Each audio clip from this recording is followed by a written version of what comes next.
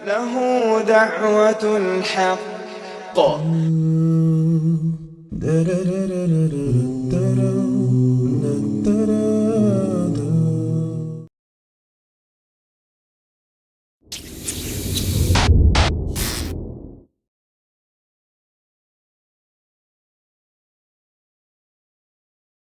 An American from a Colombian origin who made a pact with God. While being in an ordeal, God saved him from his crisis.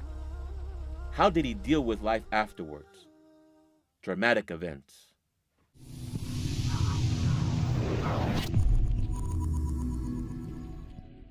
أن تخرج من ضيق الظلماء إلى النور، أن تولد ثانية والماضي مغفور، لحظة أن تشعر بالله في قلبك يقذف بهدى، هذا ما لا يدركه وصف وشعور.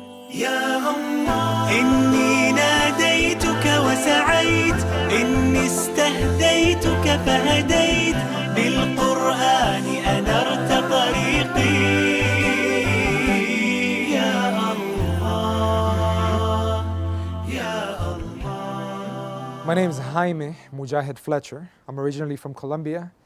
I grew up in the city of Houston, Texas since the age of 8.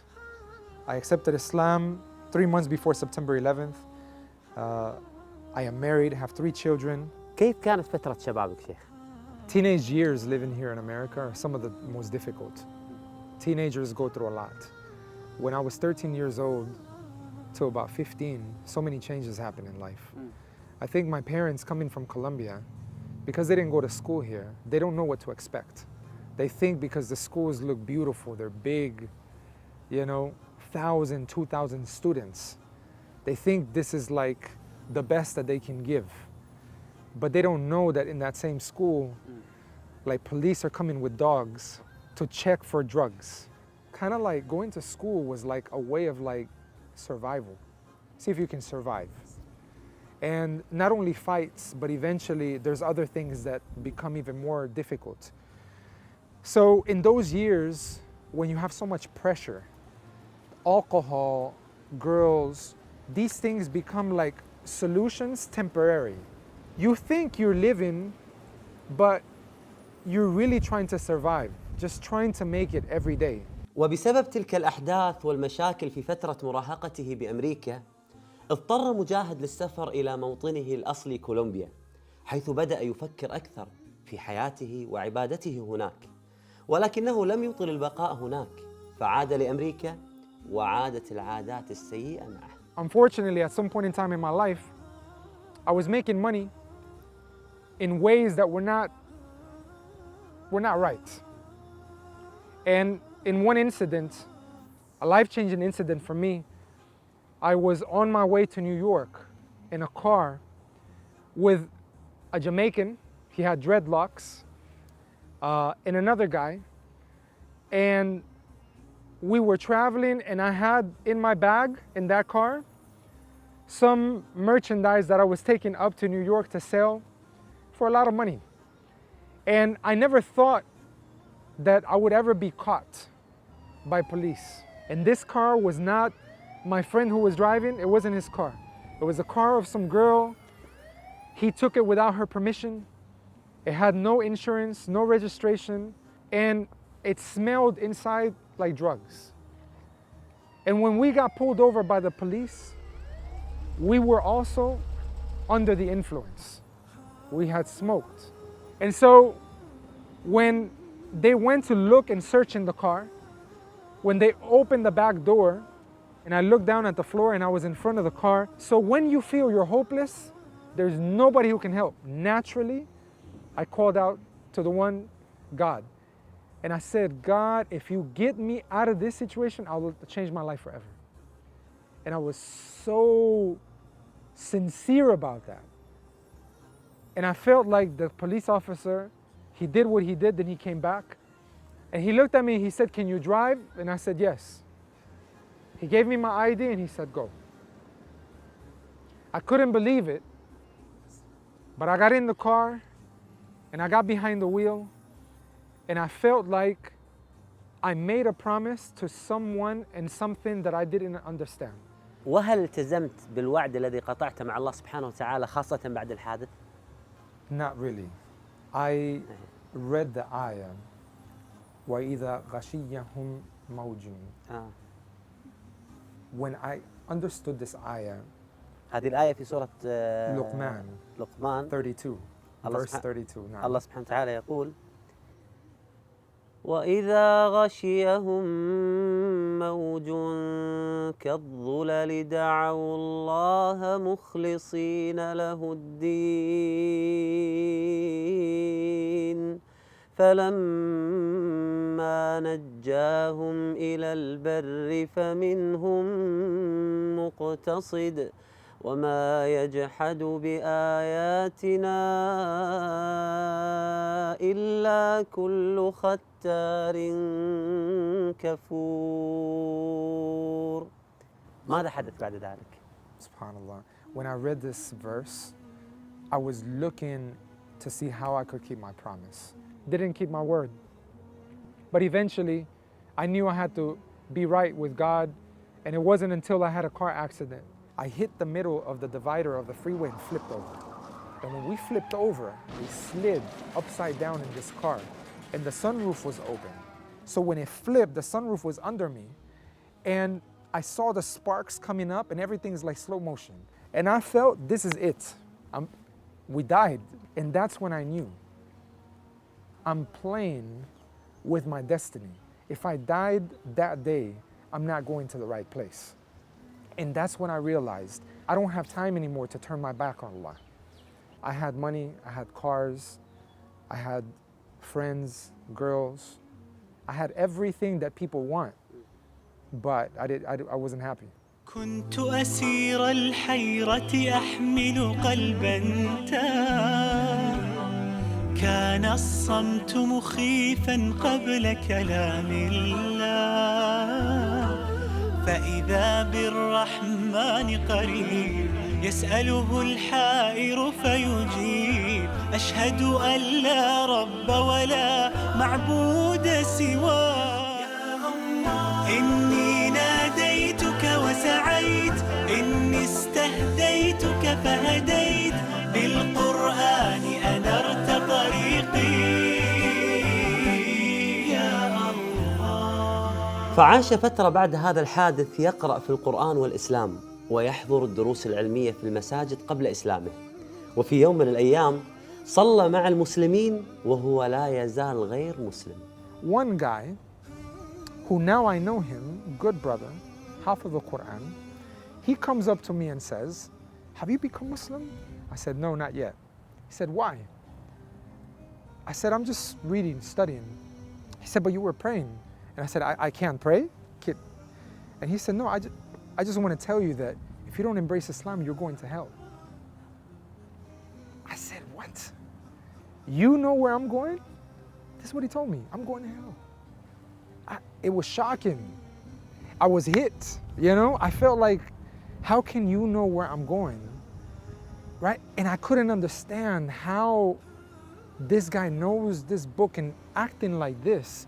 So I was very confused. I left the masjid 6 months. I don't want to see another Muslim. I don't want to see anything. But I love the Quran. أنا في هذا البرنامج ذكرت أكثر من مرة الحكمة في الدعوة. كيف ندعو غير المسلمين. كيف كان النبي صلى الله عليه وسلم يدعو غير المسلمين إلى الإسلام وكيف كانت أخلاقه عليه الصلاة والسلام. هذا الرجل حافظ القرآن لما نصح أخونا مجاهد يريد أن ينقذ من النار. بهذه الطريقة ممكن أنت تدخل النار والعياذ بالله. You know, there's so much noise out there and there are so many things being said in the world. When I wanted to focus and really understand the Quran, I actually left the apartment that I had. I left and I went back to my parents' house.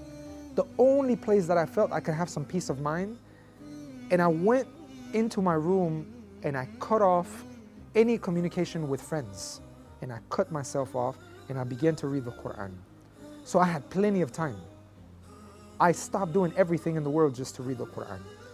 And in reading the Quran, I felt a clarity and a sense of kind of comfort, peace. And the more that I read, the clearer things became. اقتنعت بالإسلام وآمنت بالله عز وجل وتريد أن تنطق بالشهادة.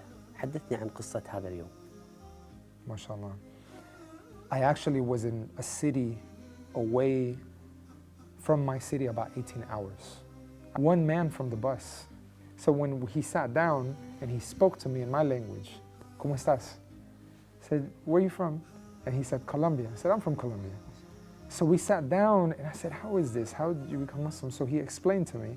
And then he asked me, what do you think about Islam? I started telling him, if the people in Colombia knew, and I started mentioning things in the Quran, that if they knew, they would have a better life, even though they're very good.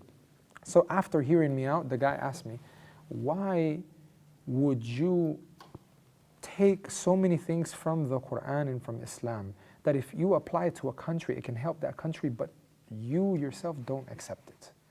So that day, I felt like it was the day that I had to be humble. And I told him, okay, I didn't believe the Shahada was a big deal. I thought the Shahada is just a few words. Anybody can say a few words. And he said, no, but if you do this, you will find that it changes a person's life. And so we went, and there were about 1,500 people, 1,500 people in that mosque that day. And I went, and they told me, okay, so-and-so is going to give the Shahada. I repeated. As soon as I finished saying the Shahada, it was as if some weight had been taken off. And then so many people stood in line to hug me. Wow. And when I walked outside of that masjid that day, when I looked at the sky, it was blue. The trees were green. Everything was brand new. I didn't even know that when you become Muslim, you're like a newborn baby. But that's exactly the feeling that I had. Allah. My heart felt like it was clean. And the first thing that I wanted to do is go and call my mother and ask her to forgive me for everything that I did before when I was young. And I told her from this day on, life's gonna be different forever. And that's the day that I never in my life afterwards had another drink of alcohol, went out, did any of the stuff that I used to do before. Because I didn't need to. A lot of those things were being done because there was some emptiness. And accepting Islam, it filled it. وكنت اسمع حكي عنا مقامه فوق ما يحكون ياخذ بيدي للجنة ويشرق من ضياه الكون. As soon as I accepted Islam, I came across a verse that said, وَمَا أَرْسَلْنَا مِن رَسُولٍ إِلَّا بِلِسَانِ قَوْمِهِ لِيُبَيِّنَ لَهُمْ وَيُضِلُّ اللَّهُ مَن يَشَاءُ وَيَهْدِي مَن يَشَاءُ وَهُوَ الْعَزِيزُ الْحَكِيمُ. That ayah was the way we began doing da'wah. My father became Muslim. My girlfriend, we got married. A lot of my friends became Muslim. شيخنا لماذا اتجهت إلى الدعوة بالأصل؟ Because every messenger came and spoke the language of their people. And the language is not only what is said, but the thaqafa, you know, the culture that is transmitted in the way that we understand the world. So the means of communication is what can make something very clear. حدثنا عن هذه الإصدارات الجميلة الدعوية. MashaAllah. This is the very first CD we ever made. When my father became Muslim, there was no material in Spanish. He said, if there's no material in audio, video, then you need to make it. He told me. I said, how am I going to make it? Nobody else made it. How me? No, then you have to make it. I went to study media to learn how to be able to make audio and video with the intention to do it for Islam. This was the very first CD that was produced, and we gave it to my wife's aunt who was suffering from cancer, and this is what eventually led to her accepting Islam, alhamdulillah. So then we made another CD, Get to Know Jesus and Mary and Islam, and then made another one and another one. Then we packaged it such as this. It says, Un regalo para ti, means a gift for you. Produced more than 500 audio CDs in the Spanish language. When there was no material, now we produced the material. We've done more than 250 television shows. So we have reached people all over the world, especially the Spanish-speaking people. There are 700 million Latinos in the world. We went on to produce the very first Qur'an in the Spanish language and audio, the whole entire Qur'an. MashaAllah. It was almost a 5-month project, from Surah Al-Fatiha all the way to Surah Al-Nas, in the Spanish language totally.